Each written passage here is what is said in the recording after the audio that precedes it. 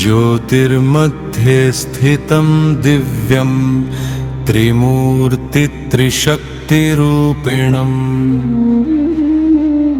ब्रह्म विष्णु शिवात्मकं शक्तिलक्ष्मी सरस्वती। हनुमद्गणभैरवाद्यै शनिदेवेन भूषितम्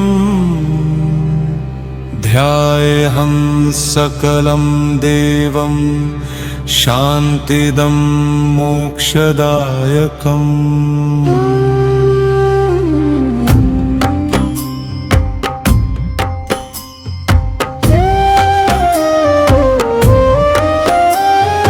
वंहि माता पिता त्वं हि विद्याधनं मम सर्वं देवमयं विश्वं शरणं त्वां प्रपद्येऽहं।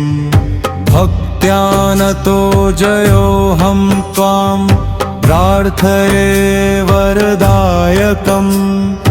रक्ष मां सर्वदा देव कृपां कुरु दयामय।